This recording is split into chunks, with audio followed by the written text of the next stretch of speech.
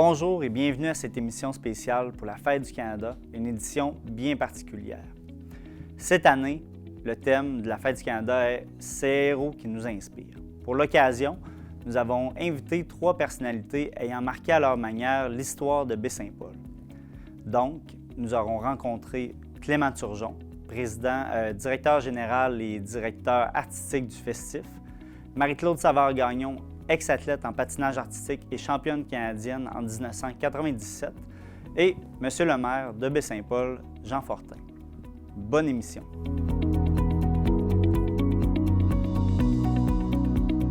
Bonjour Clément. Allô?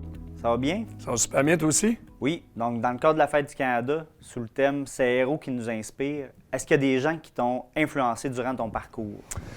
Oui, effectivement. Je te dirais, il y en a 2. Moi, je pense que j'ai 2 étapes importantes dans ma vie. Là. Il y a à 13 ou 14 ans, quand je suis tombé dans l'univers de la musique et tout ça. Puis à 20-21 ans, là, quand j'ai vraiment eu le déclic de partir le festif, il y a comme quelque chose qui m'a inspiré à ce moment-là. Fait que je te dirais, tu sais, il y a 2 étapes. Si on commence peut-être par celle qui intéresse peut-être plus les gens, l'étape festif, Ouais. finalement. Moi, c'était en lien avec un événement qui était organisé avec la ville, c'était l'Éveil du géant. Dans le fond, c'était les 25 ans de création du Cirque du Soleil à Baie-Saint-Paul. Je pense que c'était en 2009. Oui, c'était en 2009. Même, je pense que c'était le 8 août 2009. Il y avait comme une espèce de spectacle au Boisé du Quai. Il y avait une grosse scène extérieure, il y a eu des feux d'artifice. Guy Laliberté était là, il a fait des discours et tout ça. Puis on voit d'ailleurs, ça, c'est les échassiers de Baie-Saint-Paul. Donc, c'est vraiment dans le temps de la fête foraine que j'ai même pas connu. Oui, on était plus jeunes que ça, nous autres. C'est ça, oui. On n'était pas encore nés, mais... fait que là, j'écoutais les discours de Guy Laliberté, puis j'avais 21 ans, puis je me posais des questions. J'étais en service social à l'université, puis j'étais pas à ma place. Puis là, il y a comme eu ce discours-là de Guy Laliberté qui parlait de... Tu sais, on était une gang de rêveurs, on était un peu fous. On savait pas trop vers quoi s'aligner, mais on a fait à notre tête, on a fait à notre manière, puis ça a donné le Cirque du Soleil. Puis ça, pour moi, ça a vraiment résonné dans ma tête. Je me suis dit, wow, tu sais... Ça faisait longtemps que je me disais que je voulais travailler dans le milieu musical, je savais pas comment. Puis on dirait que ce discours-là de Guy Laliberté, de croire en ses rêves, de faire à sa tête et tout ça, je me suis dit, voilà, c'est ça que je veux faire.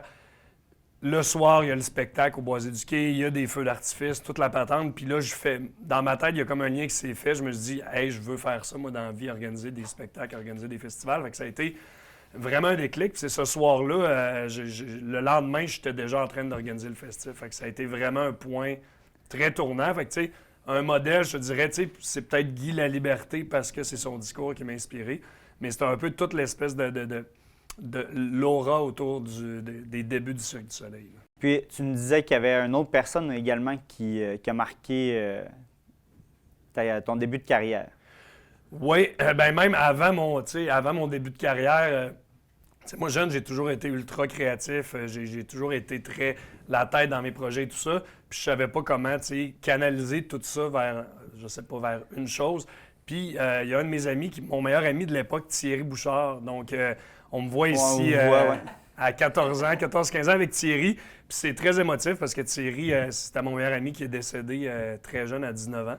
D'ailleurs, je dois pas trop regarder, je dois essayer de pas trop regarder la photo, mais ça a été vraiment quelqu'un de stratégique dans ma vie parce que lui est arrivé à 13 ou 14 ans, puis il me dit « Hey, il me semble tu devrais faire comme ton frère puis jouer de la guitare. » Non. Il m'a fait découvrir un groupe qui s'appelle les Ramones. Donc, je pense que j'avais 13 ans. Il m'a comme un peu poussé à jouer de la guitare, puis je voulais pas nécessairement en jouer, mais il m'a poussé comme à jouer de la guitare. Je saurais toujours pas pourquoi il m'avait ciblé comme « Tu devrais jouer de la guitare. » J'ai joué de la guitare. On écoutait un film un après-midi, ça s'appelle Détroit, ville du rock. Donc, c'est un film sur Kiss. On s'entend que Kiss, c'est très loin du festif, mais ce moment-là, j'ai eu un déclic. J'ai commencé à vraiment comme triper sur la musique. Donc, je suis tombé dans l'espèce de marmite musicale à 14 ans. C'est Thierry qui m'a introduit un peu à la vie de party, si je voudrais dire. Donc, à cette époque-là, moi, j'aimais beaucoup jouer au hockey. Avec mes amis, on faisait des soirées de hockey dans les cours arrière de nos amis. Puis ça a vraiment été un pivot dans ma vie. Puis c'est là que j'ai commencé à vraiment devenir un mélomane. Donc, à 14 ans, j'écoutais beaucoup de musique que des jeunes de mon âge n'écoutent pas. Là. Donc, j'écoutais À cette époque-là, j'écoutais du Chuck Berry, du Bob Dylan, des trucs peut-être qu'à 14 ans, tu écoutes moins. Donc, ça m'a vraiment aligné vers la musique. Puis à cette époque-là, j'étais comme, je veux travailler dans la musique, je veux évoluer dans le milieu musical, je veux faire des shows. Donc, je me suis mis à jouer de la guitare, entre autres avec Thierry dans son sous-sol. On a essayé de se monter un groupe de musique.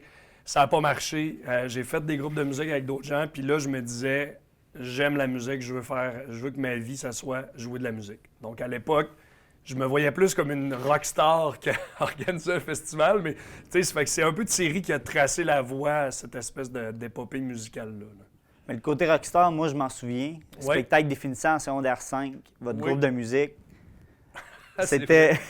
En tout cas, moi, comme jeune, secondaire 3, parce qu'on a 2 ou 3 ans de différence, ça donnait le goût, justement, de jouer de la musique. On voyait que c'était une gang qui avait du plaisir. Quand vous avez lancé le festif, on dirait que ça allait de soi. Là. Non, effectivement. Puis tu viens de je me rappelais pas le spectacle définissant. C'est vrai, on avait fait un spectacle. Puis, mais c'est ça, fait que moi, ça a toujours été. Je veux travailler en musique. C'est à partir de Thierry. Après ça, je voulais. Finalement, je pense que je m'accrochais au rêve de genre jouer de la musique. Finalement, c'était pas ça. Fait que, tu sais, moi, j'ai mis ça de côté. J'ai travaillé en maison de jeunes. Fait que je suis devenu comme intervenant pour les jeunes. Je faisais quand même un peu d'implication musicale. Puis là, j'étais allé à l'université en service social, fait que j'avais mis de côté. Je continuais à écouter de la musique. J'achetais, si vous voyez ma bibliothèque, j'ai des CD, des vinyles partout. Donc, j'ai continué beaucoup à écouter de la musique, mais j'avais mis ça de côté. Fait que là, je suis allé en service social. Puis ce qui m'a comme rattrapé, c'est l'histoire du Cirque du Soleil que je disais. Fait que, tu sais, je pense souvent, moi, en tout cas, je pense que mon parcours est influencé par plein de gens. Pas par seulement Thierry, pas seulement par Guy Laliberté. Ça a été 2 personnes importantes puis qui font que maintenant je suis là aujourd'hui. J'essaie de me dire, si j'avais pas rencontré Thierry, j'aurais-tu écouté de la musique, j'aurais-tu été passionné de musique. Si j'avais pas été au discours que je devais... Normalement, je devais pas être à Baie-Saint-Paul. Finalement, j'ai été là puis j'ai vu le discours. C'est 2 moments que je me dis, si c'était pas arrivé, est-ce que j'en serais là aujourd'hui au festif? Peut-être pas. Là. Ouais. Puis au fil des années, festif, ça va être la 12e édition cet été? Oui. Si tu avais des bons coups à nous énumérer, ce serait quoi? Bien, je dirais, moi, quelque chose, je suis fier, c'est que je me rappelle, le petit gars de 21 ans, quand j'ai entendu Guy Laliberté dire on a fait à notre tête, on a rêvé, on a osé rêver. Moi, je te dirais, c'est cette philosophie-là qu'on a gardée et qu'on garde encore aujourd'hui. C'est juste, on a parti l'événement, j'avais jamais fait ça dans ma vie, des festivals, puis j'ai comme juste fait à ma tête. Je me dis, moi, un festival, je vois ça comme ça, c'est ça qu'on va faire, puis ça en est devenu le festif aujourd'hui. Puis aujourd'hui, le festif inspire beaucoup d'autres organisations. Fait que je te dirais de juste d'avoir fait à notre tête, d'avoir suivi notre instinct, je dirais. Ça, je pense que c'est une grande fierté qu'on a d'avoir réussi à mettre en valeur, d'avoir fait un pont entre les gens de l'extérieur et les gens d'ici. Quand on a le festif, les gens de Baie-Saint-Paul n'ont pas l'impression d'être envahis, sont contents de voir les gens arriver à Baie-Saint-Paul. Donc, d'avoir réussi à créer cet équilibre-là entre un événement touristique, mais aussi super local, je pense que c'est un autre accomplissement que j'ai. Je te dirais, c'est deux fiertés qu'on a. Sinon, je te dirais aussi, juste quand on voit justement le rayonnement médiatique, moi, avant tout, j'étais un petit gars de Baie-Saint-Paul qui tripe sur Baie-Saint-Paul. Puis d'être capable d'ouvrir la radio puis d'entendre Patrick Masbourian ou Penelope McQuaid ou Catherine Pagona parler du festif, bien, pour nous, c'est une fierté, parce qu'on a... moi, j'ai pas développé mes contacts à l'extérieur de Baie-Saint-Paul. Je suis resté ici, puis j'ai réussi à comme, faire ma place en restant à Baie-Saint-Paul. Fait que ça, je pense que c'est gratifiant. C'est gratifiant, effectivement. Puis, parmi ces bons coups-là, est-ce que tu penses qu'il y a des bons coups qui ont su inspirer d'autres personnes qui suivent tes traces ou qui s'inspirent du festif? Oui, je dirais, puis c'est sans vouloir faire la grosse tête, là, mais disons ce qu'il y en est, on a beaucoup de... je fais régulièrement des entrevues, des conférences, des ateliers dans des festivals. Des fois, je fais une conférence puis je suis devant des gens qui ont 30 ans d'expérience en événementiel puis ils prennent des notes. Fait que je me dis que quelque part, on doit inspirer des organisations. Il y a beaucoup d'étudiants qui font des travaux. Sur le festival, vous serez surpris, là, j'ai des documents, des thèses, des mémoires qui sont faites sur le festif. Donc, je pense que notre modèle un peu, un modèle différent un peu, là, on est assez audacieux dans nos choix de sites. Je pense que ça inspire les gens. Puis c'est tant mieux, tu sais. Puis comme on disait, nous, on fait pas d'efforts plus qu'il faut, on le fait parce que c'est comme ça qu'on voit qu'un festival devrait avoir lieu. Donc c'est ça, je dirais que c'est tous des exemples là, qui montrent qu'on inspire des événements. Il y a des festivals qui ont carrément été créés suite au festif. Donc ça, c'est le fun aussi de voir que des gens ils ont dit « Wow, le festif, c'est le fun, je pars un festival moi aussi ». Il y en a un, entre autres, à Caraquette, qui font... ça s'appelle le Bleu Bleu. Donc, eux, c'est un festival qui a vraiment parti un peu inspiré du festival. Donc, il y a des sites un peu insolites comme nous, des spectacles surprises. C'est une approche très locale. Donc, ce modèle-là en inspire, puis tant mieux si ça fait des petits. Puis, nous, on n'est vraiment pas du style compétitif, fait qu'on donne beaucoup de conseils aussi à d'autres événements. Ah, c'est super. Donc, merci Clément pour ta présence. Puis, je nous souhaite plusieurs autres éditions du festif. Il devrait en avoir encore une dizaine. Une dizaine, on l'espère même moins. plus. Un Clément avec les cheveux gris. Oui, exactement. J'en ai déjà un peu.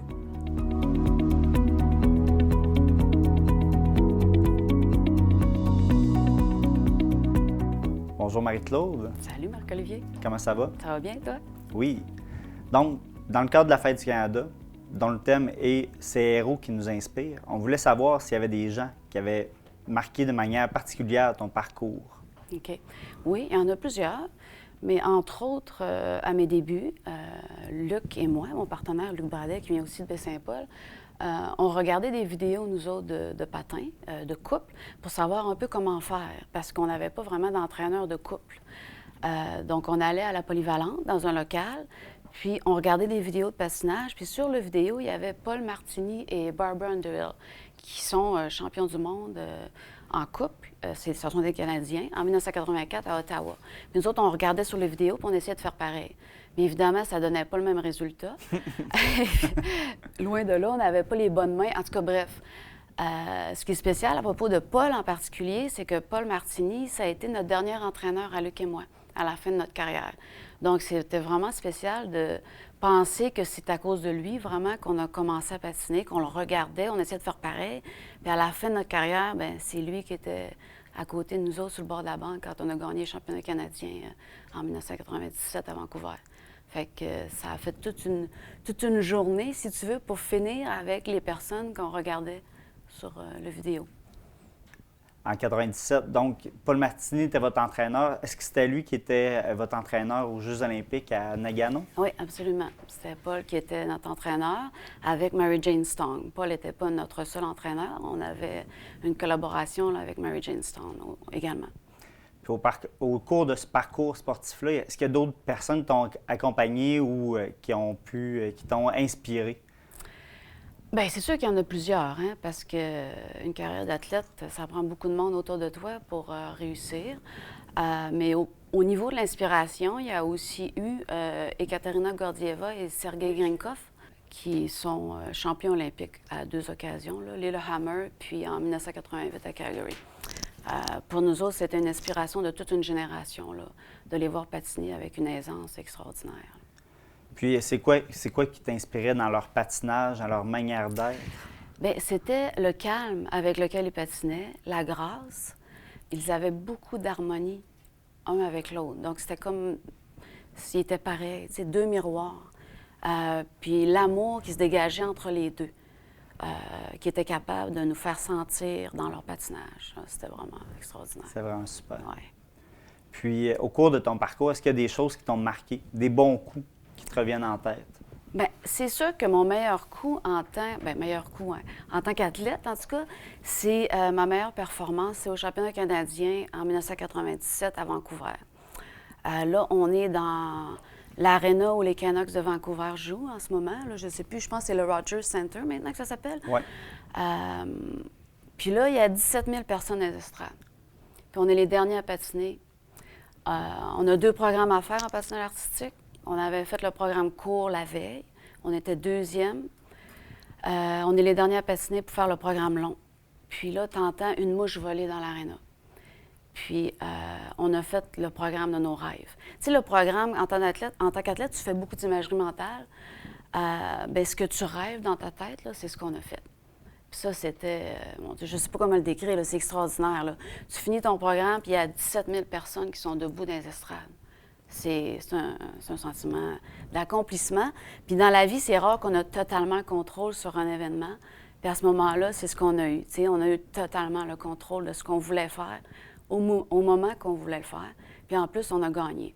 Donc, c'était vraiment, là, écoute, j'en pleure encore.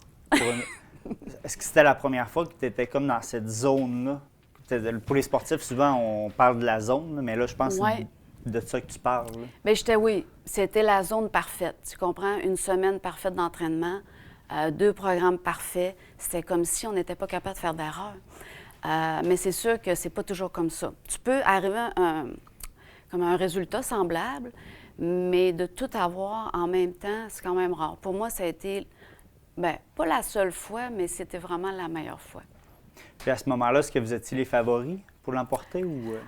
Non, on n'était pas les favoris, on était les deuxièmes. On nous attendait plus pour être deuxièmes, mais on a gagné, puis on était vraiment fiers de ça parce qu'à cause de ça, l'année d'après, on était les favoris pour se qualifier pour aller aux Jeux olympiques. Donc, c'était vraiment important pour nous cette année-là. Puis, on avait Paul Martini à côté de nous autres sur le bord de la bande. Donc, c'est vraiment... C'est impressionnant. Oui. Fait que d'un modèle, Paul Martini qui est un modèle pour vous, toi, maintenant, est-ce que tu crois que tu es un modèle pour... ou que ton parcours a su inspirer une autre génération de patineurs? Bien, je pense que oui, là, en toute humilité, là, quelques-uns, en tout cas, je pense. J'ai eu au cours de ma carrière des rencontres avec des fans qui les ont marqués sans que moi je m'en aperçoive nécessairement. Comme par exemple, j'avais une fan, ma fan numéro 1 que j'appelais. Mais ça fait longtemps de ça, Mais son nom, c'est André Martin. André Martin est journaliste à TVA Québec. Et puis, c'est une petite fille de Port-Cartier. Mais à ce moment-là, c'était une petite fille de Port-Cartier. Et puis, c'était une fille qui faisait d'un sport-études à Beauport. Puis, elle s'identifiait beaucoup à moi, puis elle m'avait écrit une lettre. Puis, c'était un moment dans sa vie, elle, adolescente, où elle cherchait beaucoup. Puis, j'ai répondu à sa lettre, puis je l'ai rencontrée en personne. Puis, on a échangé plusieurs choses, tu sais, des lettres, puis des conversations. Puis, ça l'a beaucoup aidé dans son parcours au niveau de sa confiance. Puis ça, en tout cas, c'est quelque chose qui m'a fait chaud au cœur, là. Puis ça m'a fait plaisir de le faire. Pour ceux qui ne savent pas, Marie-Claude s'implique en patinage artistique à Baie-Saint-Paul. C'est quoi tu sens de cette implication-là? C'est quoi que ça t'amène, en fait? Bien, c'est sûr, c'est mon travail, mais ce que ça m'amène au-delà de mon travail, ça motive les jeunes. Ils me le disent fréquemment. Puis j'ai des parents aussi qui sont vraiment impliqués dans le parcours de leur enfant. Puis c'est ça, dernièrement, j'ai reçu, là, avec toute la pandémie, puis tout ce qu'on a fait pour essayer, là, les parents, moi et les enfants, de se garder motivés et impliqués en patinage artistique.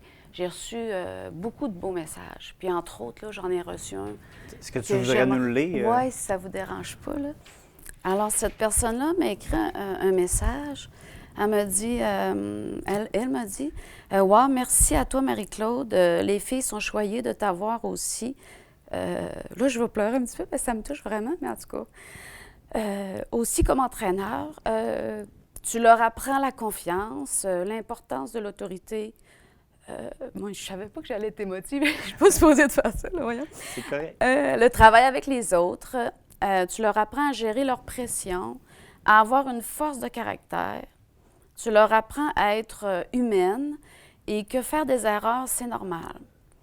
Tu leur apprends à mettre la barre haute. Les filles ne réaliseront pas tous leurs rêves, mais c'est totalement normal. C'est l'ambition qui fait battre un cœur d'athlète.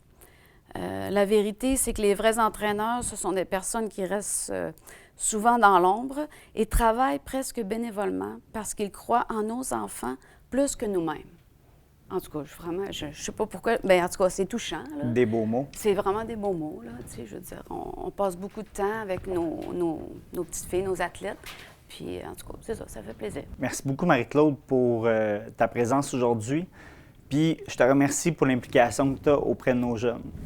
Ah, merci beaucoup. Merci à toi, Marc.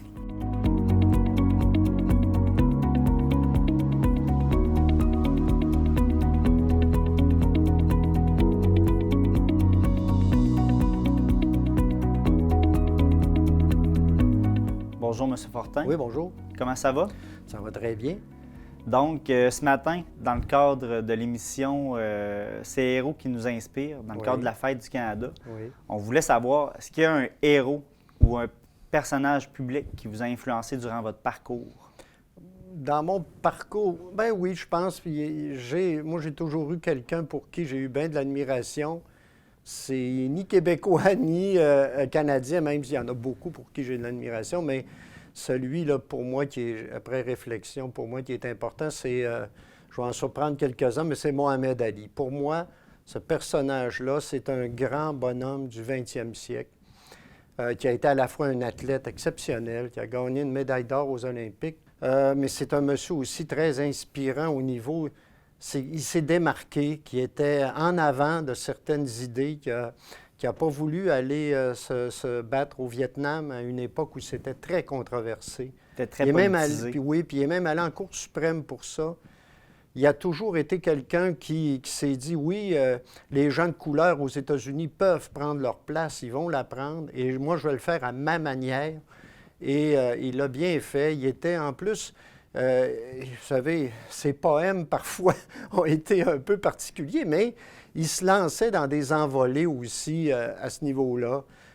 C'est un monsieur qui a pris une place importante et je pense... Moi, il m'a toujours inspiré quand j'étais plus jeune de voir un monsieur comme celui-là qui réussit dans les États-Unis d'Amérique à se démarquer comme ça, puis à ne pas faire de concessions, à être lui-même, à être entier tout le long, et malgré tout ce qui a pu être dit, pour moi, là, c'est quelqu'un qui m'a toujours inspiré.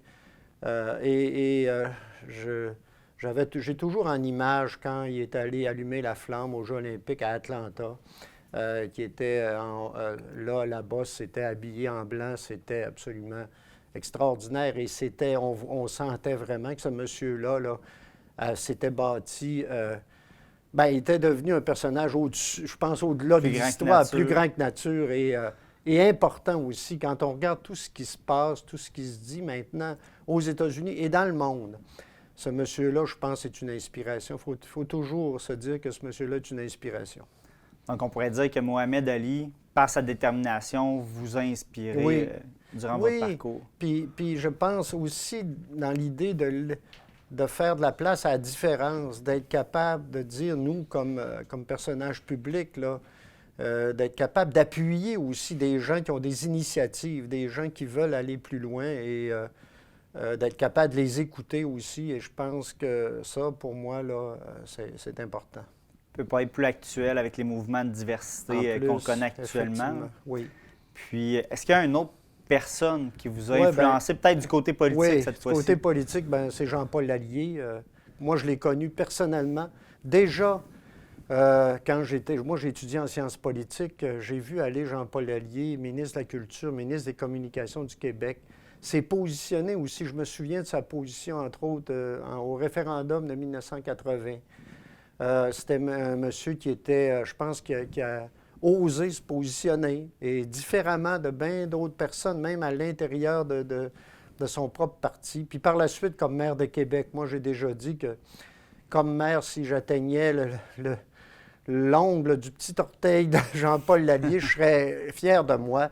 C'est un monsieur qui il m'a inspiré dans le sens où il a donné de la place à l'aménagement des villes, aussi à la place à la culture dans le développement des villes. Démontrer que c'était à partir de tout ça, c'était possible de créer une ville attirante, attrayante. Il a fait de Québec vraiment quelque chose d'exceptionnel et aussi, il a donné, je pense qu'il a rehaussé le rôle de l'élu municipal par ses interventions auprès des gouvernements, par sa façon de travailler. Il a donné de la crédibilité au rôle de maire, de conseiller municipal. Puis ça, je pense, ça a été important et je pense qu'il faut y donner le crédit pour ça. Moi, j'étais présent quand M. Lallier a eu un doctorat honoris causa de l'Université de Bordeaux en France et c'est un souvenir vraiment important. Puis par la suite, j'ai travaillé avec lui. Il a été président de Réseau Charlevoix ici. OK. Et j'ai pu travailler avec lui de près. Et c'est vraiment quelqu'un d'important et qui a eu une grande influence. puis qui a eu de l'impact sur le développement de la Ville de Québec, global, le développement global de la Ville de Québec et aussi sur le développement de tout le Québec, là. Donc, M. Lallier, si on avait quelque chose à retenir, sa proactivité Oui. qui aurait su vous Oui, inspirer. puis sa vision. Moi, je pense qu'il y a un maire de vision. Je pense que ce qu'il nous a dit, c'est que pour être maire, là, il faut avoir de la vision. Puis cette vision-là, c'est une vision que j'ai partagée. Et il y avait c'était un orateur exceptionnel et il y avait une façon de partager sa vision aussi. Ça, c'était important et ça m'a inspiré également. Puis, au cours de votre parcours politique, qui dure déjà depuis une trentaine d'années, est-ce que vous avez des bons coups à renoter? Bien, des bons coups, il y en a plein, j'en ai déjà parlé. Mais je vais peut-être en mettre un qui est très récent, puis pour moi, c'est un bon coup, puis il est un peu controversé, mais c'est Maison Mère. C'est l'achat de Maison Mère par la Ville, la prise en charge, la mise en valeur, et de voir en peu de temps ce que c'est devenu, malgré les difficultés, ce que c'est devenu, pour moi, personnellement, là, et l'impact que Maison Mère peut avoir, puis va avoir, je suis convaincu, moi, dans le développement global de Baie-Saint-Paul. Pour moi, là, il fallait qu'on puisse le faire. Pour moi, c'est un de mes bons coups. Je sais qu'il y en a d'autres, mais pour moi, c'en est un qui a été important, puis je suis fier d'avoir été à l'origine de la démarche qu'on a faite autour de ça. C'est un signe de revitalisation. C'est sûr que c'est une marque de notre passé Baie-Saint-Paulois, mais on voit que Charlevoix, Baie-Saint-Paul se revitalise. Puis espérons que Maison-Mère sera un petit peu le porte-étendard de ce mouvement-là. Bien, oui, puis je pense qu'à l'intérieur du développement, c'est vrai, vous avez raison de le dire, c'est 130 ans d'histoire, là. Et l'histoire vivante, active. Et je pense que c'est ça qu'on veut faire, c'est continuer à en faire un lieu où l'histoire se perpétue, va être vivante, active, de façon différente, mais en faire un des lieux qui est au cœur de ce développement intéressant-là de Baie-Saint-Paul. Puis là, on parlait d'un bon coup qui est plus récent, mais pour les plus jeunes comme moi, Oui. est-ce qu'il y a des bons coups, peut-être qui sont plus... des bons coups qui datent, puis que vous dites ça a changé un petit peu? Bien, je l'ai déjà dit, pour moi, j'ai été très impliqué dans le regroupement des 3 municipalités de Baie-Saint-Paul. Auparavant, on le sait, il y avait 3 municipalités ici, hein? Rivière-du-Gouffre, Baie-Saint-Paul-Paroisse. Moi, j'ai été élu maire de la paroisse en 1993 avec comme programme de faire une étude de regroupement. Et avant que ce soit obligé, là, on le sait, l'époque où il y a eu des obligations, et nous, on voulait le faire et j'avais des citoyens avec moi, mais j'étais le seul élu qui a été élu avec ça à son programme. J'ai été même surpris d'être élu avec ça. Mais c'est sûr, on l'a fait avec d'autres personnes. Il y avait autour de ça quand même 3 conseils municipaux, 3 maires, Mme Jacinthe Simard-Blackburn et également Louison Duchesne. Mais on a réussi ensemble, puis moi, je suis fier de ça parce que j'y ai travaillé fort. Ça a été important. Et je pense que pour Baie-Saint-Paul, là, ça a permis, là, ça nous a donné un élan pour le développement, puis aussi pour, au niveau de notre développement, d'avoir une plus grande, qu'on puisse concerter plus le développement à ce moment-là. Donc, pour moi, là, ça a été un très bon coup. Donc, au fil de ce parcours politique, est-ce que vous croyez avoir su influencer la génération future de politiciens municipaux ou autres? Bien, je l'espère. Je pense que oui. À ma manière, mais je pense que oui. J'ai déjà eu des gens des gens d'ici, mais d'ailleurs aussi, même qui sont venus ici à Baie-Saint-Paul, qui m'ont demandé pour venir voir comment, voir le développement de la ville. Ils avaient entendu parler de nous, puis voir comment je travaillais. Des gens d'ici aussi. Mon ami Michel Couturier à la Malbaie aussi est venu me voir quand il s'est lancé en politique pour qu'on puisse discuter de ça. Et j'en suis bien content, puis de voir aussi où il est rendu, puis ce qu'il fait, Michel, là.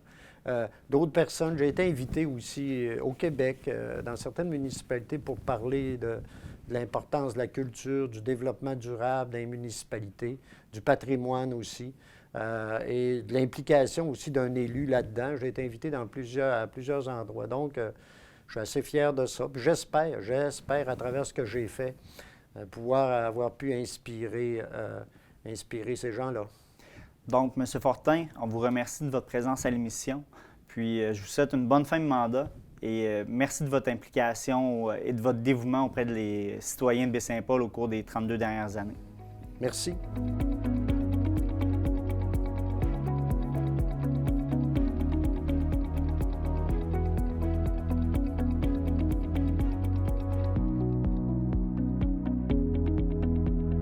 Dans le cadre de la Fête du Canada, la Ville de Baie-Saint-Paul vous a préparé des activités à faire en famille. Celles-ci vous permettront d'avoir du plaisir dans le respect des règles sanitaires. Au cours des derniers jours, il vous a été possible de réserver des trousses de jeux pour les enfants de 3 à 11 ans. Également, tout au long du mois de février, il sera possible de participer au défi Rallye Boule de neige. Plus d'informations sur le rallye seront disponibles au www.baiesaintpaul.com dans l'événement de la Fête du Canada.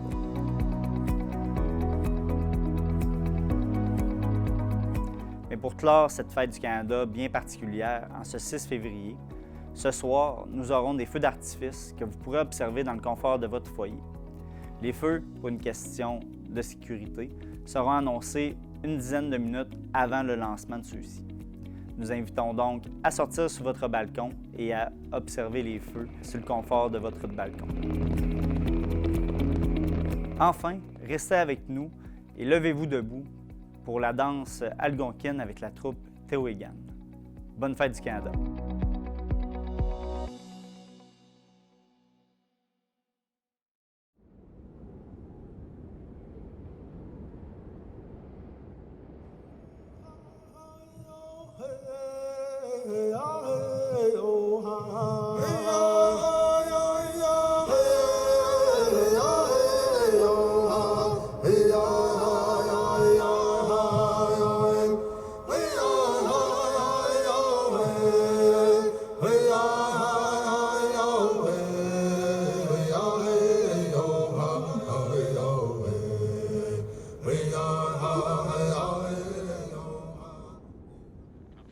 Bonjour, bienvenue. On va faire aujourd'hui des danses autochtones. Et ces danses, c'est des danses de power qu'on vous allez faire. En même temps, ça va être du cardio. Donc, je vais vous montrer des pas faciles et des pas plus cardio. Donc, pour ceux qui veulent plus s'amuser un petit peu en faisant plus de pas. Aujourd'hui, je suis avec Marie et Denis et moi, Chantal. Donc, amusez-vous. Prenez votre temps. S'il y a des pas qui sont trop difficiles, faites des pas plus faciles quand même sur la musique. Les pas que vous êtes capable de faire, vous les faites. On est là pour s'amuser, pour apprendre ensemble.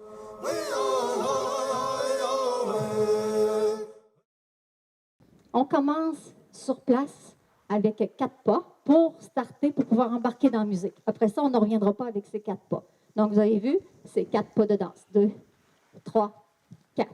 Après ça, on va lever le pied par à l'avant et on va avancer. 1, 2, 3, 4. Parfait. Donc, je recommence. On va commencer par 1, 2, 3, 4. 1, 2, 3, 4. On commence toujours de la jambe droite. Et cette fois-ci, on va croiser. 1, 2, 3. Et on y va après ça avec le 4e. Donc, ça fait, on recommence. 1, puis on revient. 2, 3 et 4. Maintenant, on va tourner en 4 temps, 2 pas collés en même temps. Donc, on lève le bras, ça fait 1, 2, 3, 4, hop. Et on tourne. 1, 2, 3, 4, hop. Après avoir fait le dernier hop, on va reculer maintenant, mais cette fois-ci de 8 en croisant. 1, 2, 3, 4. Si on a moins de place, comme nous à l'arrière, je ne peux pas trop reculer, les 4 derniers, on peut les faire sur place au lieu de trop reculer. Donc, je recommence. On fait hop. 1, 2, 3, 4, 5, 6, 7 et 8. Rendu ici, on va faire, comme on appelle les 2 pieds collés, un twist. Donc, on fait hop et on fait 1, 2, 3, 4. Parfait. Et on recommence. Donc, on va essayer de le faire tout d'une shot, tout d'un bout, comme on dit. Le 4 pas sur place pour l'instant pour démarrer. Puis après ça, on enchaîne toujours la même routine. sur une chanson. Ça fait des fois 5 fois de suite, 4 fois de suite, ça dépend toujours. Donc, 1, 2, 3, 4. 1, 2, 3, 4. Croisez. 1, 2, 3, 4. Parfait. Là, on va tourner les pas collés. 1, 2, 3, 4. Hop. 1, 2, 3, 4. Hop. Maintenant, on recule. 1, 2, 3, 4, 5, 6, 7, 8. Hop. Twist. 1, 2, 3, 4. Et on repart tout simplement. On recommence avec 1, 2, 3, 4. Et on fait le reste. Parfait. On va commencer avec la musique maintenant. 1, 2, 3, 4. 1, 2, 3, 4. 1, 2, 3, 4. 1, 2, 3, 4. Tantôt. 1, 2, 3, 4. 1, 2, 3, 4. On recule. 2, 3, 4, 5, 6, 7, 8. Hop, on twist. 1, 2, 3, 4. On avance. 1, 2, 3, 4. Croise. 3, 1. Parfait. On tombe. 2, 3, 4. On tombe. Hop. 1, 2, 3, 4. Sur place. On recule. 2, 3, 4, 5, 6, 7, 8. Sur place. On twist. 1, 2, 3, 4. On avance à 4.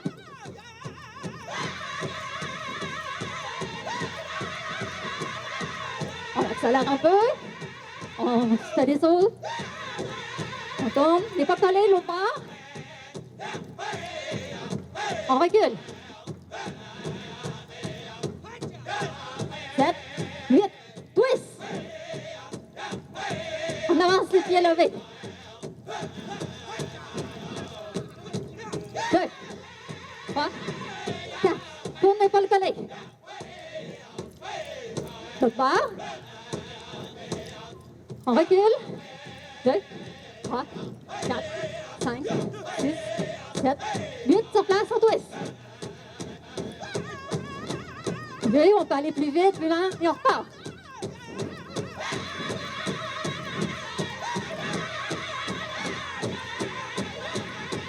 On saute. On sort de l'autre côté. On recule.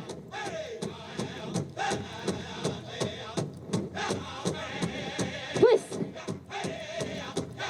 On avance. Pas croisé. Côté. L'autre côté. Recule. 6, 7, 8, twist. Avance. Pas de côté.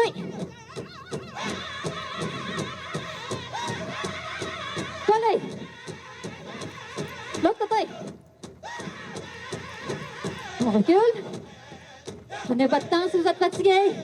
Lâchez pas le sachet. Twist. On avance. Pas de côté. Collez. On se prépare. Et ça arrête. Ouh. Nous allons faire un étirement pour la fin. On va commencer avec les bras qu'on va envoyer doucement par à l'arrière. L'autre bras.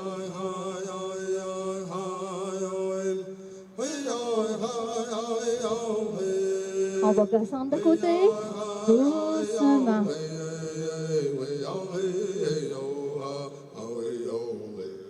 On va de l'autre côté.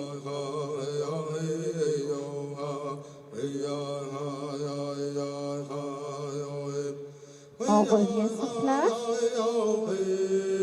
On va tourner notre tête sur le côté en gardant le corps droit.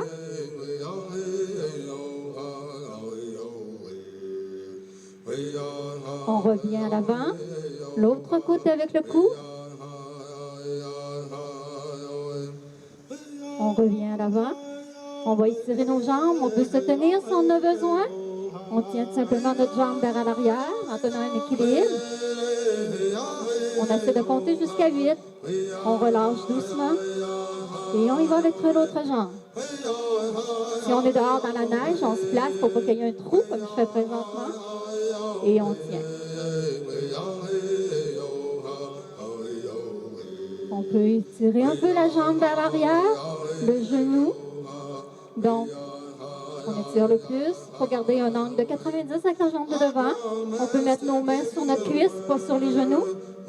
Et on étire l'intérieur de la jambe. On revient avec l'autre jambe. On prend son temps pour ne pas tomber. On se positionne bien. On étire. Et on tient. Et on profite de la musique.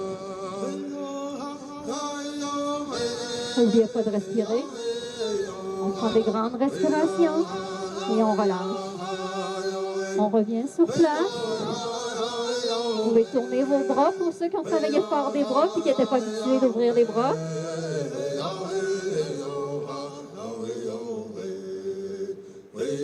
Et voilà. Tenace Making. À la prochaine. On a bien hâte de vous revoir dans d'autres danses.